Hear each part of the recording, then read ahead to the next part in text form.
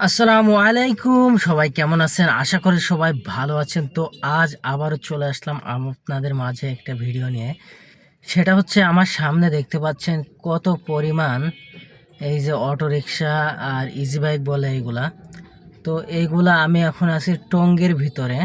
তো টঙ্গীর ভিতরে এই ভিতরের রাস্তাগুলোতে এত পরিমাণ ইজি বাইক, তা বলার বাইরে। তো এই ইজি বাইকগুলো আপনার সব ভিতরে চলে। তো ভিতরে চলুক, এগুলো অতটা সমস্যা না। সমস্যা হচ্ছে আপনার এই রোডে ওদের দাপট ছাড়া আর কোনো দাপট নাই। তো দেখতেই পাচ্ছেন যে এত পরিমাণ ইজি বাইক। তো রাস্তার ভিতরে দাঁড়ায় আমি কিছুক্ষণ রাস্তার ভিতরে দাঁড়িয়েছিলাম। তো মনে হচ্ছে গার উপর দিয়ে উঠাই দিবে। তো এখন আমি রাস্তার পাশে একটু গাড়িটা পার্কিং করে দাঁড়িয়ে আছি। তা মনে হচ্ছে যে আপনার আমার গাড়িতে লাগিয়ে দেবে। তো আমি এখন গাড়ির ভিতরে বসে আছি, আর বাইরে এত পরিমাণ ধুলো উড়াচ্ছে ওরা, আর এত স্পিডে যাচ্ছে, তো যার কারণে আমি গাড়ির ভিতরে বসতে বাধ্য হয়েছি। তো বাইরে এত পরিমাণ ধুলা। তো এরা এমন বেপরোয়া, যেমন এখন যে মানুষ টানুষ কিছু মানতেছে না, গায়ে মায়ে লাগিয়ে দিয়ে চলে যাচ্ছে। তো রিক্সা তো একরকম আছে, তো এই আপনার হচ্ছে ইজি বাইকগুলো আরও বেশি। আর এত পরিমাণ হয়েছে যে এরা কারেন্ট অপচয় করতেছে এবং অবৈধ লাইন নিয়ে ব্যাটারিগুলো চার্জ করে। তো সেক্ষেত্রে আমাদের কিন্তু কারেন্টের অনেক ক্ষতি হয়। তো আমরা এর কারণে কিন্তু আমরা লোডশেডিংয়ের প্রভাবটা পাই। তো আশা করব যে এই অটোরিকশাগুলা যে আপনার কি বলে, আস্তে আস্তে এদের ব্যাটারি মোটর এইগুলো আমদানি বন্ধ করে দেওয়া উচিত।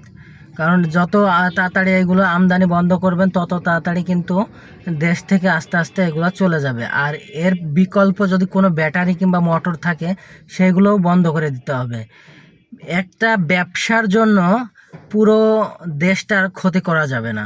যে আপনি মোটর কিংবা ব্যাটারি বিজনেস করছেন, তার জন্য কিন্তু আমাদের, আপনি লাভবান হচ্ছেন, কিন্তু দেশের মানুষগুলো কিন্তু ক্ষতিগ্রস্ত হচ্ছে। এই অটোরিকশা হ্যাঁ চালাক, আমার আমার ধারণা মতে আপনারা চালান, কোনো সমস্যা নাই, আপনারা ভিতরে চালান, আপনারা বাইরে চালায়েন না। আর এই যে মেন রোডেগুলো চালালে অনেক জনের অনেক ক্ষতি হয়। তো সেক্ষেত্রে বলবো যে আপনারা ভিতরের দিকে চালান, আপনারা বাইরে চালায়েন না, ভিতরে চালান। ভিতরে চালাইলে কারো কোনো ডিস্টার্ব হবে না। আর এই ভিতরে কিন্তু অত পরিমাণ গাড়িও নাই, শুধু এই অটো রিক্সাগুলোই দেখতে পাচ্ছি। তো সেক্ষেত্রে আপনারা ভিতরেই চালান, ভিতরে চালাইলেই ভালো হবে। আর একটা রিকোয়েস্ট, আপনারা দেখে শুনে চালান, আর কারো কোনো ক্ষতি করেন না। আপনার একটু ভুলের কারণে কিন্তু কারো না কারো প্রাণ চলে যেতে পারে।